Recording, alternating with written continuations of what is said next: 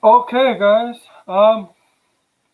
So this episode is gonna be episode 2 of Why We Love Sports. Right off the bat on my phone, I got notifications that my team, the Blue Jays, have re-signed um pitcher Robbie Ray, lefty, that they got prior to the August 1st deadline, or on the August 1st trade deadline from Arizona Diamondbacks. So they re-signed him to a 1-year, $8 million contract. So it's just a 1-year thing, which I like. It's fine with me.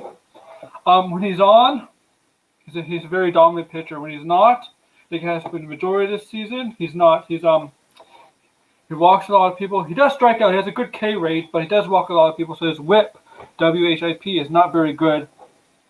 But if you get him onto his game where he doesn't walk people, he doesn't get people do not get hits, or he walks anybody, and he's on his game, he's having a good pitching game, dominant. And 1 year, $8 million doesn't hurt to have him on the team.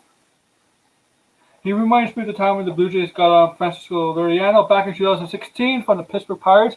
When Liriano was on, he could strike out. He's very dominant. When he's not, he'll give you headaches. And that's what Robbie Ray will give you. He'll give you headaches if he's not on his game. And that just happened, I don't know, I got a notification maybe 15 minutes ago? 10 minutes ago, according to Jeff Passan. Let me see. It was Jeff. Let me see if it's Jeff Passan.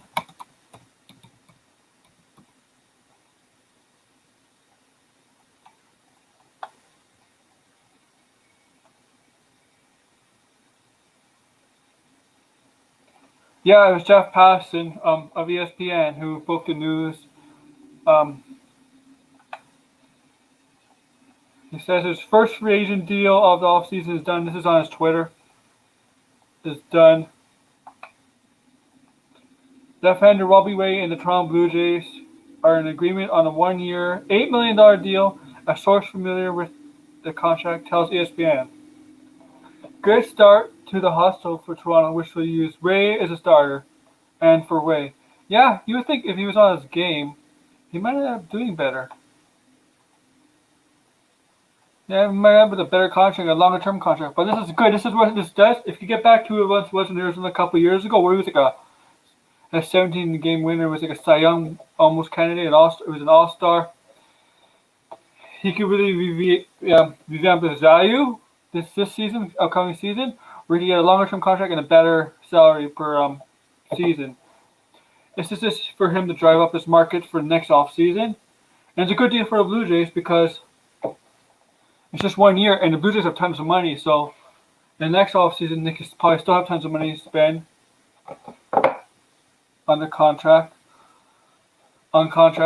because the Jays are a young team, and their core is not making a lot of money right now. And there will be a point as a couple seasons go on where the core, especially the Vladimir Guerrero, almost like Craig Biggio, Calvin Biggio, and Bo Bichette, even Teoscar Hernandez and Tellez, they might be making some serious dough in the future for the Blue Jays. And right now, they have money to spend, so 1 year, $8 million is okay for Robbie Ray. I like this deal because if he's on, he really helps out the rotation with you. You got Stripling, but Stripling's a back end starter. Hopefully Pearson, if he doesn't get hurt, comes that number one. But that takes time because he's still young. So if he goes to 2 or 3, he'll help that rotation a lot. But they still need to upgrade that rotation.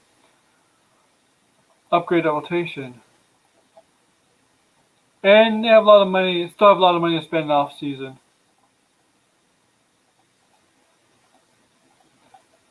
And that's the first pitcher off the board in the free agent market for the MLB. Robbie Ray, he signs with the Blue Jays, Toronto Blue Jays.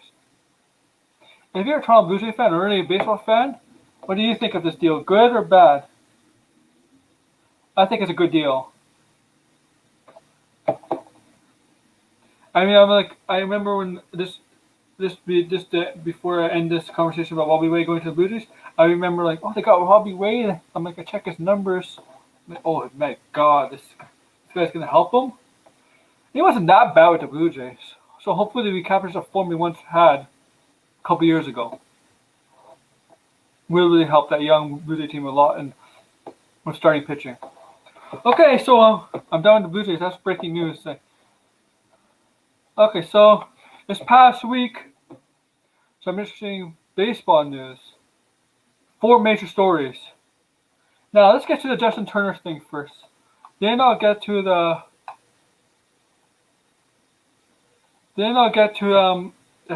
Mets, the Red Sox, and the Detroit Tigers. And a little bit of Angels news.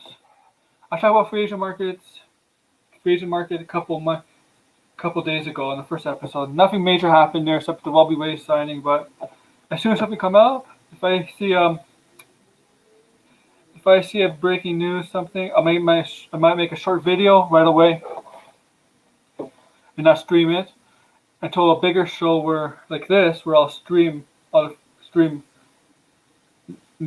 baseball news if there's more and other sporting news. So okay, let's go to the Justin Turner situation. So as you know, MLB finished their investigation on the Justin Turner returning to the Dodgers after the Dodgers winning the World Series. As you know, Justin Turner was pulled from the game from a positive test to the virus, and he came back on the field and he pulled on his mask and stuff. He was there with his wife, and that got more talk than the Dodgers winning the World Series. It got major news outlets, not just sports news outlets like ESPN, Fox Sports, wherever, or sports websites like CBS Sports or Sporting News, or whatever, you know what I mean. They got the other news outlets like that just do news to cover this, and it was a major story, of course, because he could affect others, right? On a team, he was taking a team picture with the mask off, and so MLB finished their investigation, and nothing came out of it. No suspension, no penalties, no fines.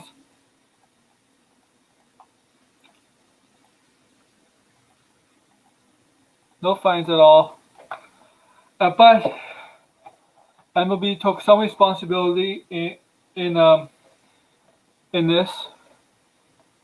They're the ones who did when they should have done a better job of keeping Justin Turner in isolation. That's where they go if you get a positive test. You go in isolation in somewhere in the clubhouse. But he came out. Apparently, he was told it was okay by some personnel staff. But I don't know. Was it a doctor? No, it was not a doctor. Obviously, he could go on.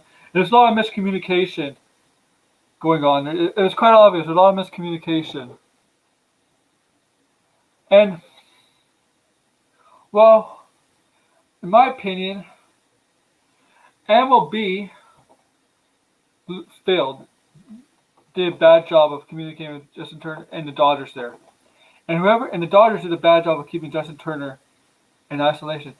What they should have done is says, if we win, I know you want to celebrate and be with the teammates, like everybody wants to be in that moment, but you got to do what's best for the health and the family, whatever, and the people here. They should have sent him back to the hotel and isolated in the hotel. But instead, miscommunication got involved, and he was allowed back on the field to celebrate with his teammates. That's MLB's fault, and Justin Turner should have known better, but he was listening to the personnel. I don't know if his doctors telling him whatever that, but he apologized. He came out saying he's apologized, stuff like that. So that's good on Turner. Good on Turner for owning up to his mistakes, and bad on MLB for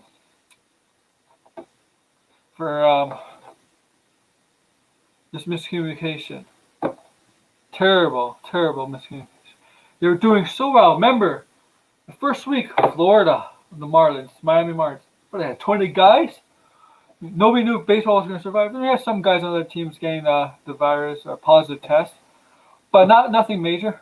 And from I don't know, maybe from end of August to September to this last game of the World Series. Nothing major. No positive test going on baseball. So that's why I think baseball could work next season. If they do it right, they get done for the 5 or 6 weeks. Or even 2 months, whatever. Just don't. I think they're going to take extra precaution now with the Justin Turner situation the next season. My thing with baseball is, with the virus, because let's be frank, I think there'll be a vaccine by the time next season comes around. But people are like, once the vaccine's out, everything's going to be over. That's not how it works, people. The vaccine is good news. The vaccine will help. But what has to people, enough people have to take it, and it'll take months for it to work because the majority of the population has to take the vaccine to get out of this mess.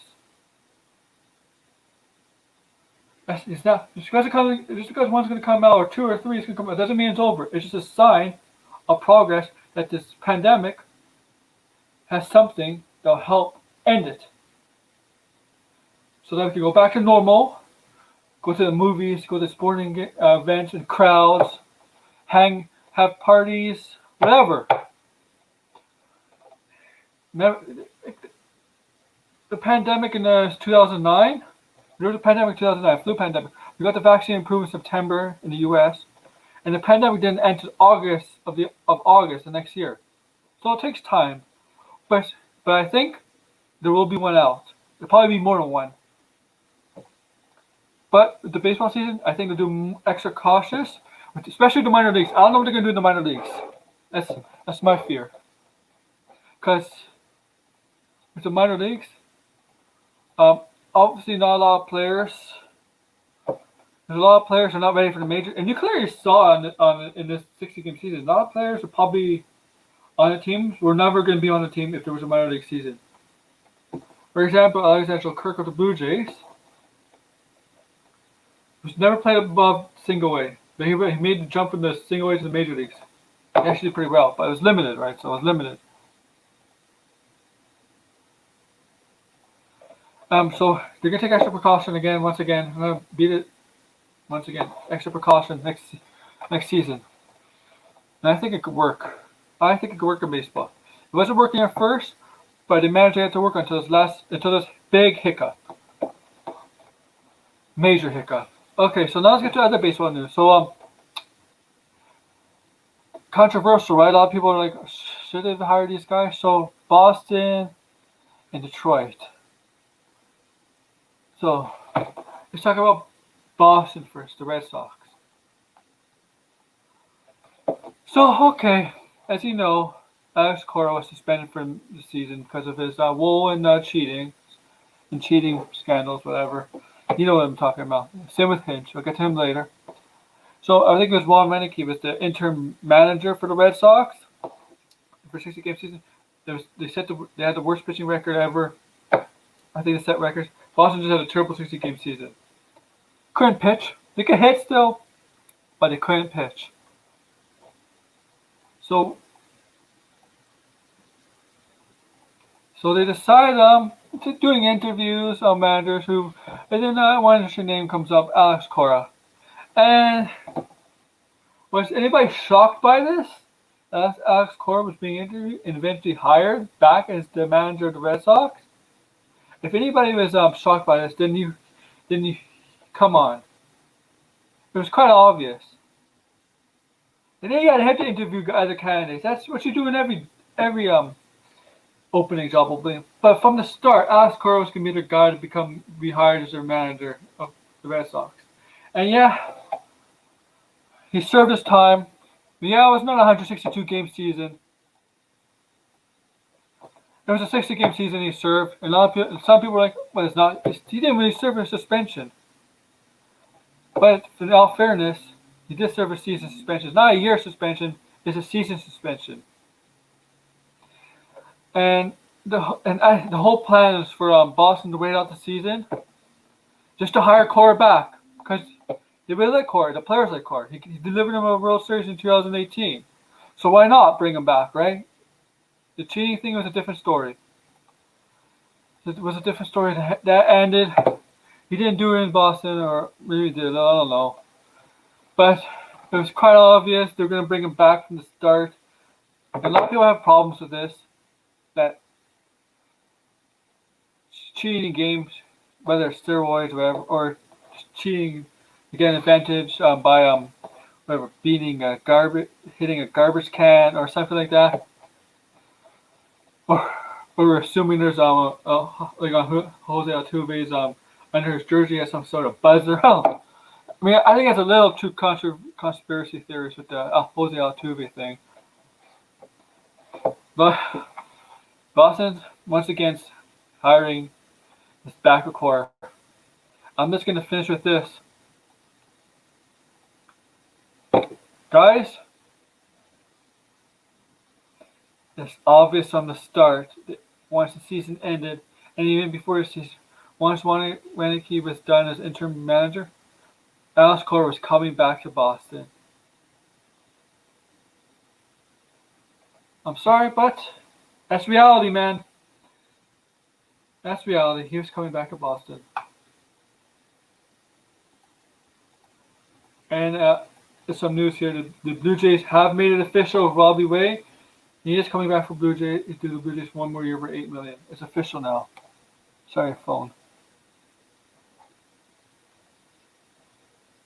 Sorry, checking my phone.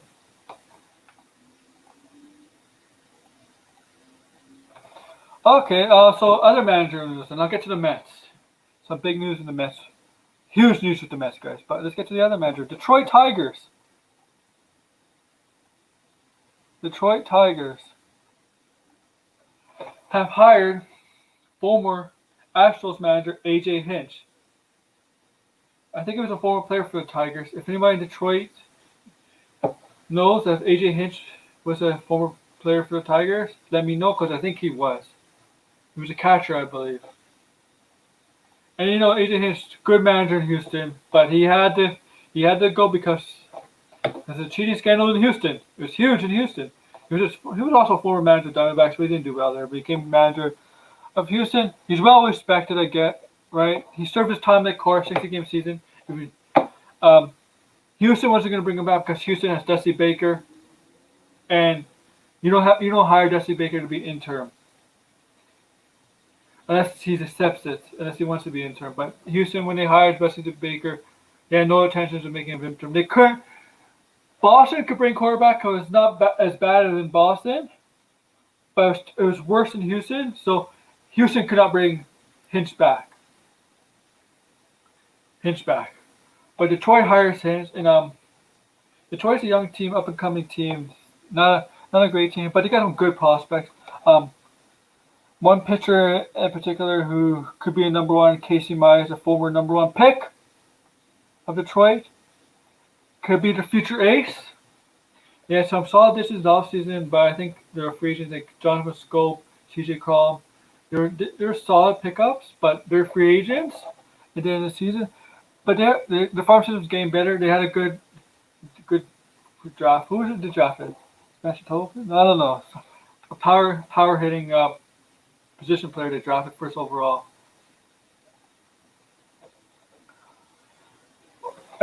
So Detroit hires Hinch, and they had the press conference a couple of days ago. All of them spread apart.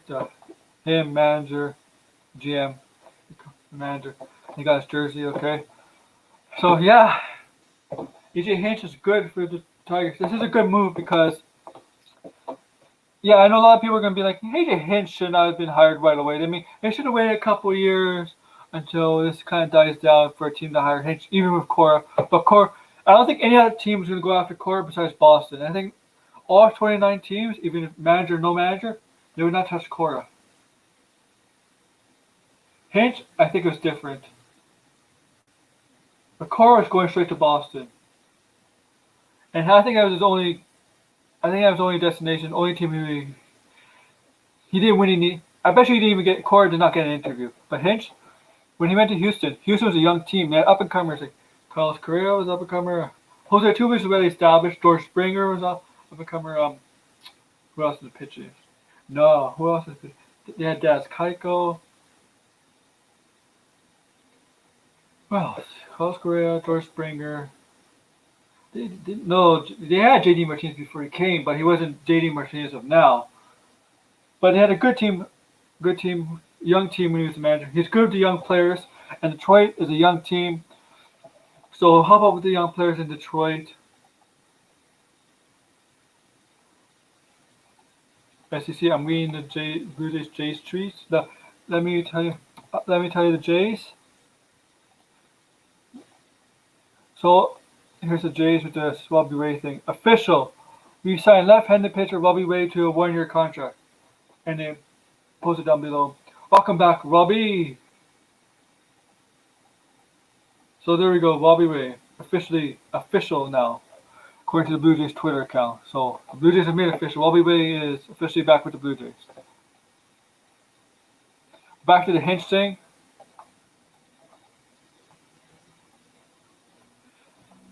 Solid hiring for young players. And it'll take time from Detroit for to become once again a potential playoff team, a contending team. But Hinch is the right guy. The patience with Hinch. Because that's what they have him for. He's not there for 1 or 2 years. So they'll give him some time. Because he knows, AJ Hinch knows, they're not ready to contend or even try to make the playoffs the next season. Or the season after. He's there to teach and help the young players get better. Okay, now the Mets. So, Mets got a new owner, Steve Cohen. Officially becoming the owner of the Mets this week. And he has a lot of money. And from all indications, he intends to spend that money in the offseason. But free agents or trades, whoever he wants to pick up has a contract. And free agents, whoever he wants to sign. Like, for example, JT Realmuto from Philadelphia is a free agent. Like, there's always guys in the news, the sports media, talking about how JT Realmuto might be a target for the Mets. I hear all the time on the MLB Network when they interview the guys like John Heyman or Joel Sherman or whatever, talking about how the Mets might be interested in JT Realmuto. And why not? JT Realmuto might be the best catcher in the majors right now. Hit, power, could win, which is a bonus for a catcher. A leader, when defensively he could throw you out, calls a good game. Two-way player, 5-tool catcher. Any team would be lucky to have him. Any team, especially teams that need a catcher of his caliber. You don't get catchers like that on the market very often. Believe me. And so, so back to the Mets. So, new owner, and guess what? He fires the GM. And not just the GM, but pretty much the whole front office, the staff, whatever. The whole organization basically. So, and he puts former GM Sandy Alderson back in power. Now, Sandy Alderson's job is to look for a new GM, look for a new staff, assistant GMs, whatever. So this new owner, right away, making a statement with his new team, his new toy to play with, the Mets, saying, "This does not work. We should have been a playoff team." But with the Mets roster, they could have been should have been a playoff team. Like this is not acceptable. And now they're gonna have to look for a new GM. And the GM will have to look for new assistant GMs, whatever, staff that can help them out. And when the new GM comes in, it's the manager. It's like, okay, is this manager safe, right? When this new GM comes in, usually a manager might not be safe, right?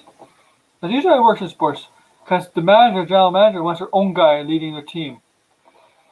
The general manager, even though he works for the president and owner, feels like this is their team because they're the ones who trade for a player, signing us free agents, sign free agents. They're the ones that put the team together for the manager to play around with, to use to help the team win games and eventually a championship.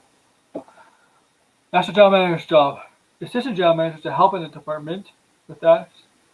Scouts, if they're the scout players, go to other stadiums and to look at players that the teams will be interested in. You got scouts that go to high school games to college for the draft. You got international scouts go to the Caribbean, like Puerto Rico, Dominican Republic. Some go to Mexico, obviously not part of the Caribbean. The scout players there. Some go to Asia, Japan, Korea, Taiwan. Look for players there that might be interested to the team. And they all report to the general manager. All of them. I mean, the teams have a scouting director, right? They all report to the scouting director, and the scouting director kind of reports to the general manager. And the general manager reports to the president, and the president reports to okay. So the Mets are going to totally revamp everything. I guess Steve Cohen didn't see what I like. He must be a fan of the Mets. He didn't like what happened in Alex, the GM, Brody Van Wagen. Yeah, I think that's him. Who's an agent, right? Was an agent before he got hired as a Mets GM. Why do I like that move, huh? I don't know. I don't care about the move, honestly. I'm gonna share this one more time on Twitter.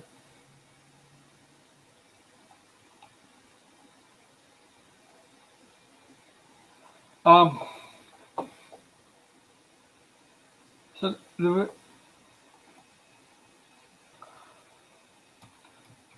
that's on the baseball news, right? So Fraser market is starting. It's a little early. Okay.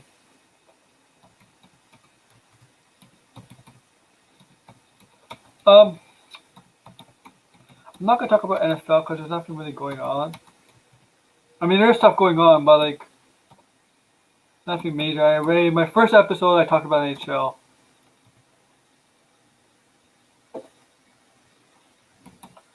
Now we're gonna talk about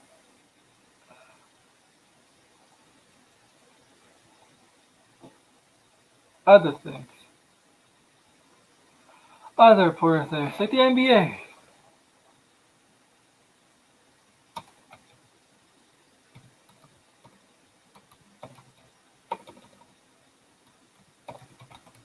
So,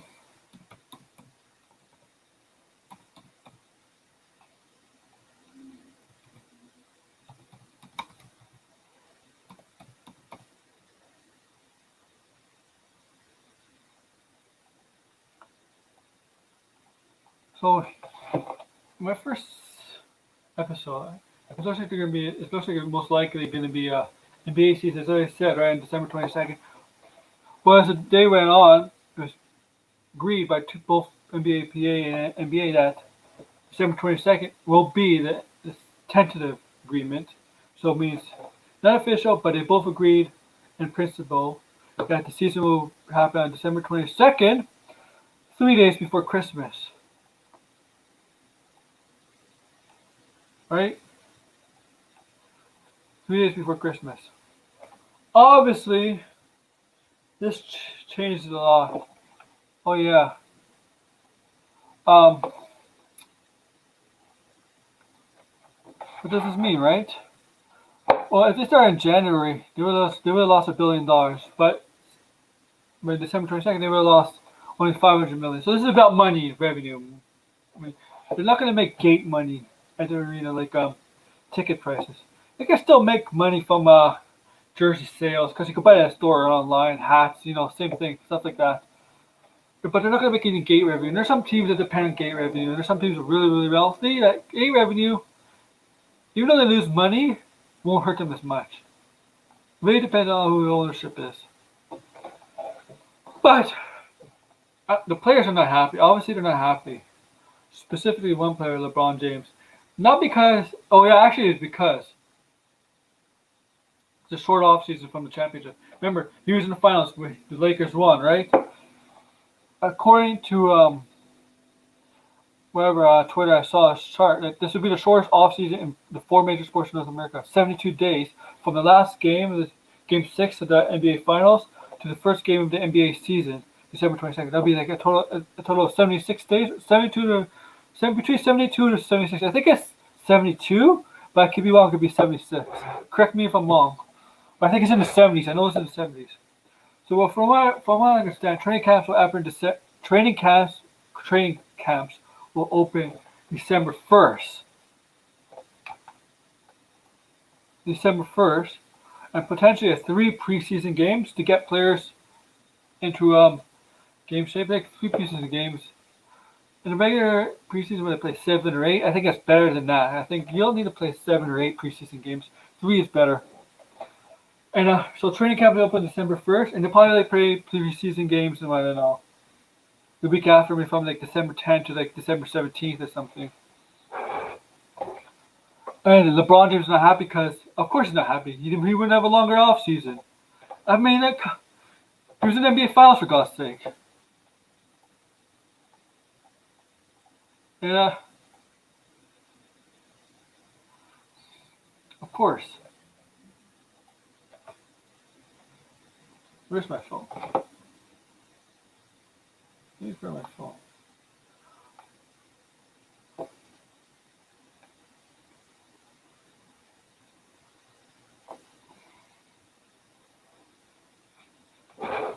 God's sake, he's in the NBA Finals, man. Of course, he wouldn't be happy. Now, I'm just gonna put this in here. I really want to talk about this on my WWE thing. I really want to talk about this on my WWE stream, but this is important because the Orlando Magic home arena is the Amway Center, and I believe the Orlando Solar Bears hockey ECCL team, Eastern Coast Hockey League team, plays in and Orlando in their same arena. And the WWE has a Thunderdome agreement with Amway Center Orlando to around the end of November. And if NBA and ECCL come back, the agreement, I think they're not going to renew the agreement. I knew WWE was going to renew it for this month because there's no sports going on in there. But next month, possibly not.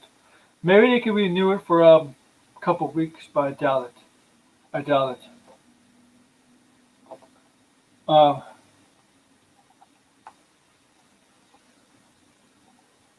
I really do doubt it.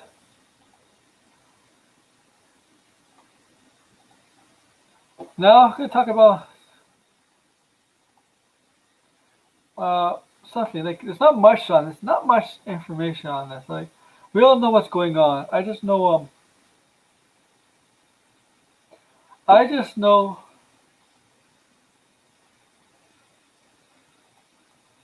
that the OHL, Ontario Hockey League, if you're watching this, is for teenagers. And Ontario OHL, part of CHL, that there might be no body checking. No body checking. And you need body checking in hockey.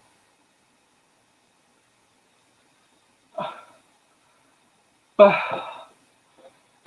it's a mess, really, in OHL. Like, nobody's happy about it in Ontario. Nobody's happy about it. But the NHL, there's nothing. We don't know what's going on in NHL. No, the NBA has a concrete plan of what they're planning to do with their season. But NHL, we don't know. Like, will they start in January? Will they start in February? They share the same arena. Some of the teams share the same arena with respective NBA teams. Will it be all Canadian division because of the border? Will teams be allowed in Canada be able to play in Canada? The U.S. teams be allowed in Canada, or Canada, or teams in Canada be forced to move to play in American cities? Be forced to, like NBA. I forgot to mention NBA. The Vipers are a lone Canadian team, right? They're a lone Canadian team. So they can play in American City, but the NHL, the difference is NHL has 7 Canadian teams, so they can't. How do you could find 7 American cities for NHL teams, for 7 Canadian teams to play in, but I don't think anybody will like that. And up here in Canada, I wouldn't. Like the Canadian fans were like, they'd rather see them play in their cities. And for me, when we come back to the NBA with the Raptors, if I could put up with them playing in another American scene for 1 year, okay, I'm fine with it. NHL, I may not be fine with it because it's 17, but I have to live with it, right? And it's trickier with the NHL with 7 Canadian teams than it is with NBA with with the Raptors, because there's only one. Kind of like the Blue Jays situation. The Blue Jays were not allowed to play in Toronto, so they played in Buffalo. But they're the lone Canadian team. Same with the Raptors, they're lone Canadian team, so they can play American League. With the NHL, they have 7 Canadian teams, so it's gonna be much trickier. I'm sure. I know, like no doubt about it. It's been quiet. The thing is, NHL tends to be more quiet than the NBA, MLB, and NFL, because those three sports are bigger. But I'm sure the NHL is trying to figure out how to work these Canadian cities, how to into a schedule, how to make a schedule, and how to work around some arenas that are basketball arenas too. I'm sure they're trying to figure that out.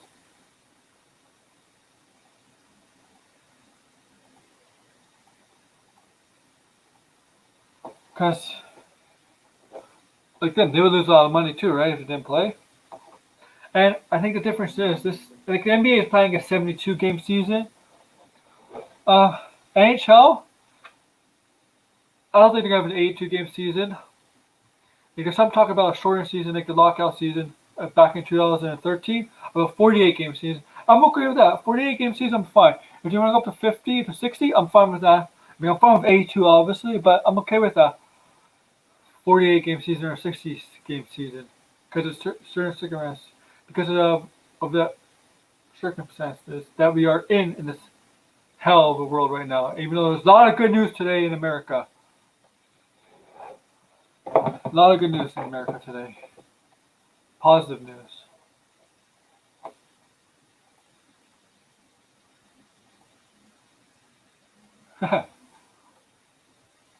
That's funny. And okay. That's basically all the sports I have for this week, for today. You're welcome. Um, what should I talk about next? If something comes up in mind, I'll talk about it. Oh yeah. Okay. Yeah, I'm checking my phone here, and you see in the back where the TV has a switch. Oh yeah, PS5 and Xbox I'm getting this week. We got college football going on right now. Whoopee. Oh, okay.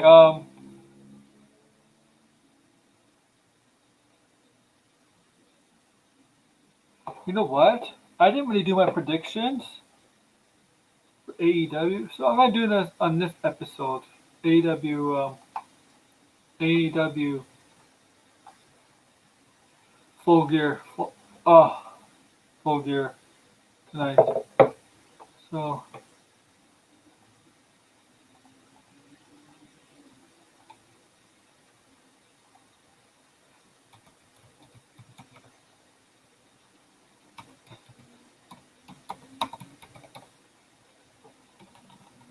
full gear. So we'll start with the.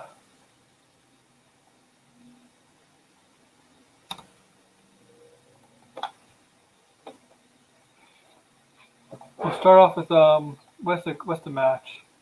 Those two matches, not the kickoff, whatever it's called.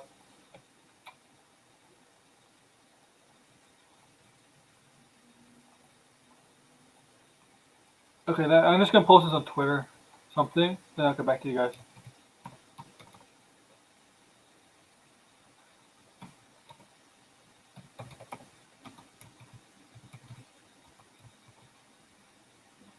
Let me see. Okay,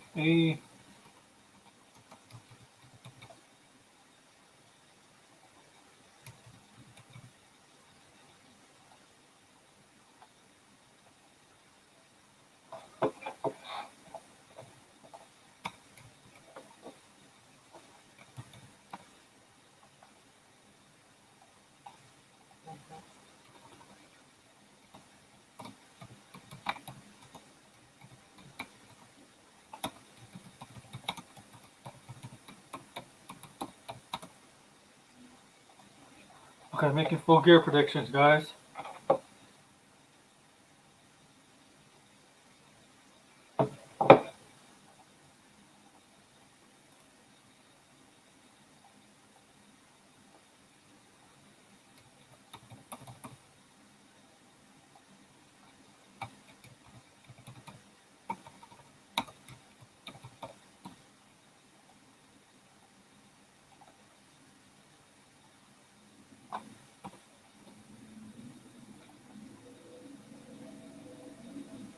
Okay, full gear predictions. I'm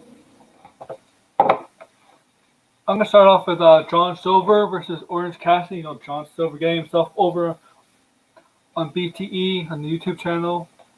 Orange Cassidy, you know, he's over, especially he needs the crowd. He won his feud with Jericho back at All Out back in August. Orange Cassidy, I know is gonna get the win here. It's quite obvious Orange Cassidy is gonna get the win.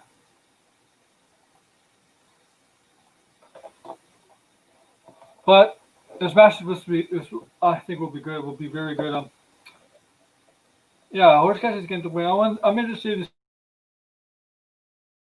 seeing John Silver Dark Orders. Would Brody Lee appreciate John Silver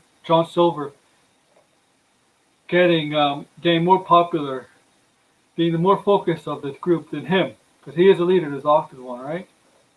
So I'm going around Orange Cassidy here to win. You'll see. Then I'm gonna go with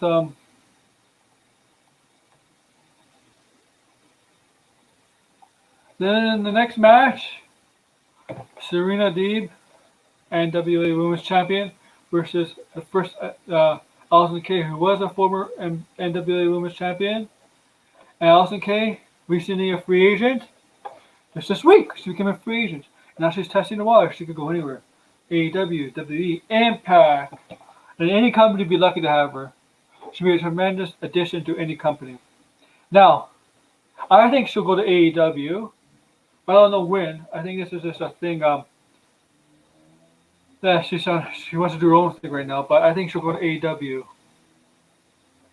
And I think she'll lose to Serena Deeb because she doesn't have a contract with AEW.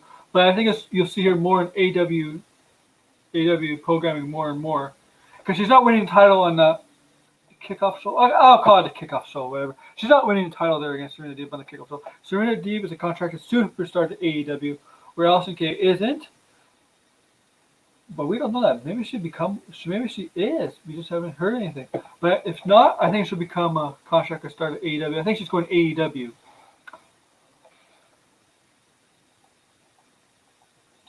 But I'm gonna pick Serena Deeb to win here. See, I wouldn't have this match going on at all, because I have an idea to go and involves Allison Kay for later on. But since this match is going on, Allison Kay is not going to lose. Serena Deeb is going to win. All right, let's go to the other matches. What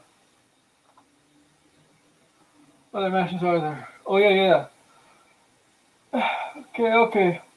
I'm gonna go with Darby Allin versus Cody Rhodes for the AEW TNT title. Now, AEW, right? TNT title. According to Cody Rhodes, is the main title, the main focus of the company. And once again, he'll be facing Cody will be facing Darby Allin.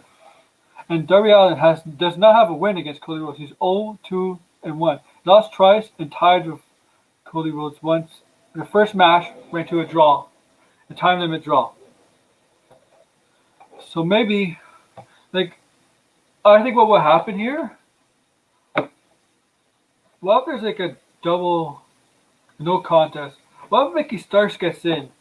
Mickey Starks gets involved somehow, forcing down the line a triple threat match between Mickey Starks, Cody Rhodes, I almost said Cody Allen, the baseball pitcher. Cody Rhodes and Darby Allin down the line. Maybe in the next pay-per-view, what's the next one? Revolution, back in February. Maybe down the line there. So I think if that happens, which I think could happen, I would love to see that match. I think a lot of people would love to see that match. But if it doesn't happen, I'm going with Cody Rhodes to retain here over Darby Allin. And to be honest with you, just no more Cody Rhodes versus Darby Allin match. Please stop it. I know they're trying to get Darby Allin over, but he loses the big one, especially the Cody Rhodes and stuff. He doesn't win those, and he needs a win here more than Cody Rhodes, because Cody Rhodes could rebound. Darby Allin needs a big win. All right, let's go with John Moxley. Not John Moxley. No, I'll save it for last. That's the main event apparently. John Moxley versus Eddie Kingston is the main event. Let's go with MJF versus Chris Jericho. And if MJF wins, he gets to become a member of the Inner Circle. Now, this feud was, I guess it's a feud. They start off best as friends. MJF appeared in the suite weeks ago, offering shirts. Of course, Sammy Guevara again with Sammy Guevara and Santana. Don't trust Chris Jericho at all. Don't trust MJF at all. MJF took Chris Jericho for a steak. And then they had a duet together afterwards, everybody loved. And then next week, the week after was the week where they finally announced MJF into the Inner Circle. Obviously, that didn't happen, and then you have the match tonight. It's going to determine if MJF gets in the Inner Circle, right? Obviously, if Wardlow gets in, the whole thing on Dynamite this past week was about Wardlow. And remember, when Chris Jericho goes on commentary, MJF speared Chris Jericho into the backdrop. Remember that? I don't know, spear. He tackled him into the backdrop. So this is getting intense. So I'm gonna go with. I think it's MJF. I'm gonna go with MJF here with the win. Even though Chris Jericho has lost every pay-per-view this year, Revolution to Moxley, All Out with the Elite versus the Inner Circle, the 5-on-5 in the football stadium, Jacksonville Stadium. I don't know the name of the stadium, the arena stadium. Yeah. He lost to Orange Cassidy in that Mendoza match.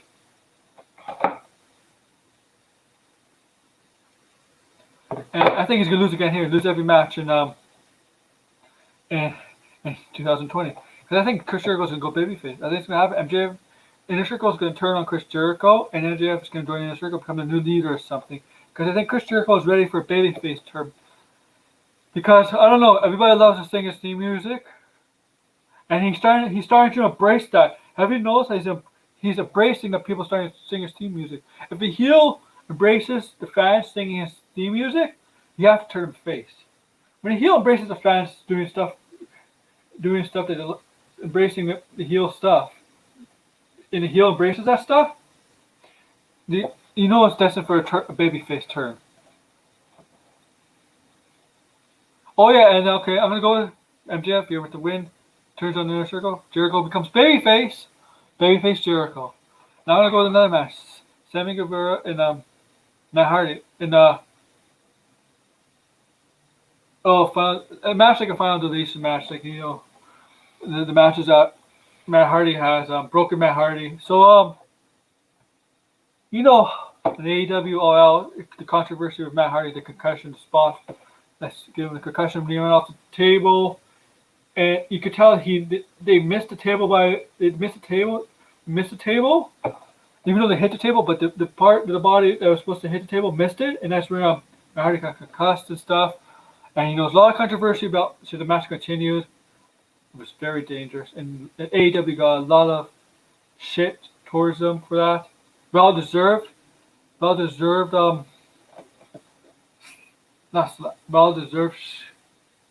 Shit. Oh, well, what's the term? Okay. Well deserved shit towards them. That's the thing with AEW. My pet peeve with AEW, they tend to get too violent. A lot of people, they tend to get too violent. The matches can't tend to, even regular matches tend to get too violent. They use all the weapons, they like to do all the crazy stunts. And some of these guys are going to get seriously hurt. And Matt Hardy is no spring chicken anymore, right? I mean, how far can he go? How long can he last with this?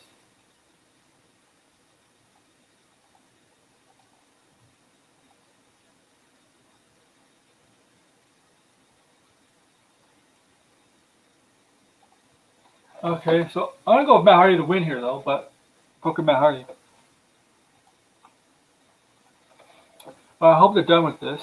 Okay, let's go. Next match. Okay, women's title match. This is where Alison Kay played. My idea for Alison Kay would have played in. You got Sheeta versus Nyla Rose, rematch from Double or Nothing back in May. Now there's no build for this match at all. You know how AEW treats the women's division not very well. Even though they said they're gonna remain focused from the very beginning when they established this company that they're gonna take the women's division very seriously. Bullshit right now. But yes, they have done a terrible job with the women's division. I give them a D. They're great for the women's division only because Sheeta is a hell of a worker and a hell of a champion, but they're giving her nothing. They got good workers. You can see a lot of the women on the side, on the apron, cheering on. You got some good workers. You got Sheeta. Nyla Rose has gone much better. I agree with some people that Nyla Rose has polished her game up and polished her game. Okay, polish her, her game up better. Her wrestling much better. Where she doesn't know if she's gonna hurt somebody. You got Demonte Evilise now. Serena Deeb. They got Anna Jade. They got some good young women talent. Taylor Conte or what? Yeah.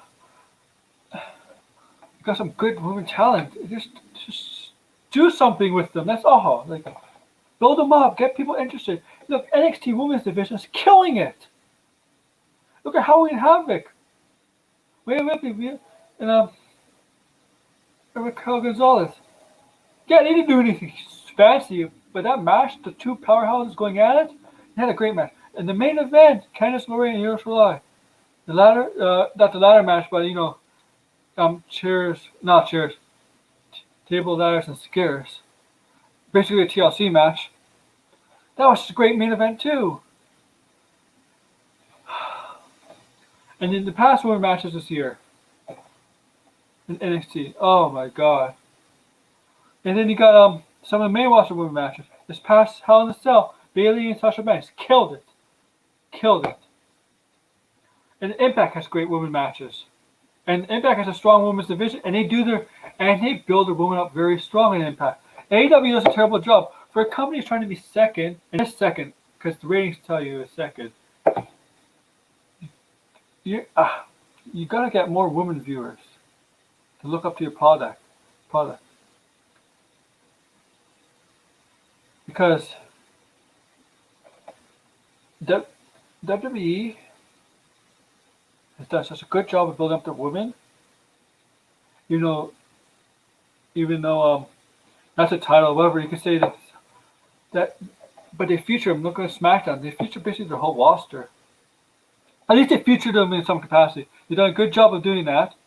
They're getting fans are women and girls, young girls too, very interested and want to be like them.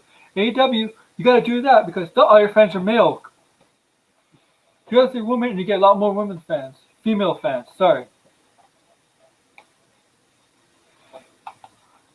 And you know what? The one female wrestler that I really think they've done a good job with is Dr. Britt Baker. She was struggling as a face, but then when she started turning heel, she cut good promos. That one earlier in the year, you remember the one on the boat? Her kind of friendship with Tony Schiavone, her friendship with Reba. They build up well. Yeah, she has some funny moments, but she's built up well. She's back to wrestling. She had a great small feud with Big Swole. They done a good job with Big Swole in that. Big Swole was victorious because in the dentist's office, because that's the only way they could wrestle is because Britt Baker wasn't 100% clear to wrestle. Now she is, and she's dominating the ring, and so this is what I'm gonna go with. I'm gonna go with Sheeta retaining here. My idea would bring Allison Kay, have her make an appearance here.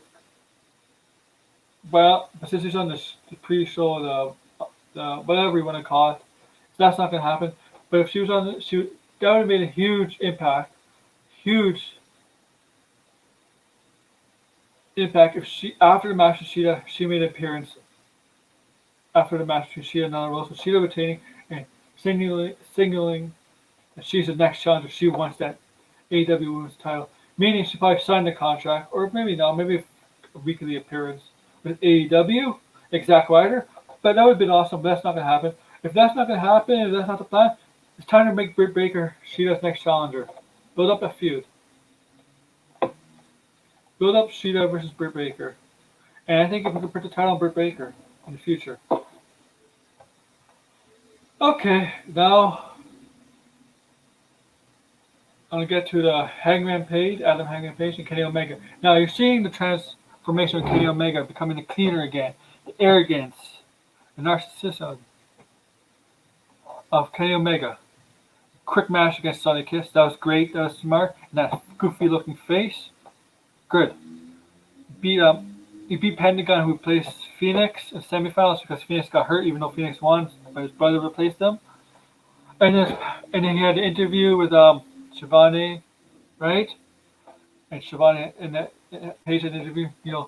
Two tag team partners, members of the Elite Page, I guess, he kicked out the Elite, going against face off each other, become the number one contender for the AEW's title. Now, I don't think it's going to be a clean win here. I don't think it's going to be a fair fight. I think Omega's going to win, but not clean.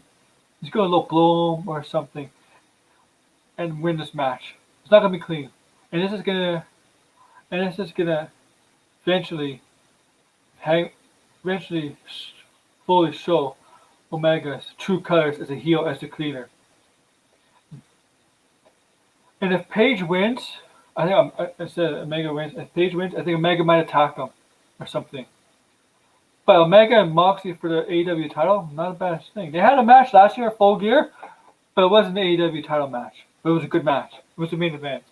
So I'm going for Omega to win here, but I'm really interested to see what the psychologist match is going to be.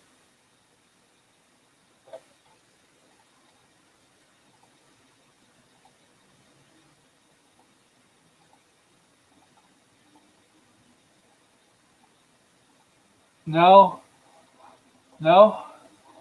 talk about two more matches, right? So we know the main event. I'm gonna tell you the main event is Eddie Kingston versus Jon Moxley. But the next match is FTR defending their AEW taking titles against the Young Bucks. And I don't know what the Young Bucks are. They're like tweeners, right? They'll kick everybody. They're pissed off. And then against the FTR, they're against their baby faces. So my thing is they're tweeners. Not a baby face, not a true baby face, not a true heel. And FTR, I think FTR was getting under the Elite skin. You could tell they were getting under the Elite skin, and they showed the true colors as heels. Which is better. I mean, I don't think there's ever a time where FTR was a face team. In WWE, I don't think they're ever a face. In AEW, they're better off as a heel team. And Matt Jackson apparently has an injury. Some people say it might be a kayfabe injury or it might be real. It could be real. If it's real, I see FTR winning here. Even if it's not real, I still FTR winning here. I think they're gonna focus on the leg, as they should. This is a match everybody wanted to see for a long time. FTR versus Young Bucks. And they wanted to wrestle each other for a long time. And Tully Blanchard will probably get involved. And this match could be the match of the night. There's a lot of matches here that could be match of the night. I could say Kenny versus Omega versus Hangman Page could be match of the night. This match could be match of the night. Even Moxley versus Kingston could be match of the night. But that's going to be a brawl. But this match could be match of the night. I'm going to go with FTR to win here. And if I don't know if there's a real injury, I think Matt Jackson will take some time off for that to heal. I think if there's a real injury, he's just here to put on the show, to to get through this. And then if you lose, once it's done, he'll rest up and go home and heal his injury. But if it's kayfabe injury, then yeah, it doesn't matter. But I'm still picking FTR wins no matter what the situation is.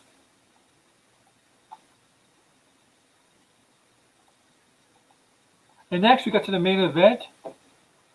Jon Moxley defending the AEW Championship against Eddie Kingston.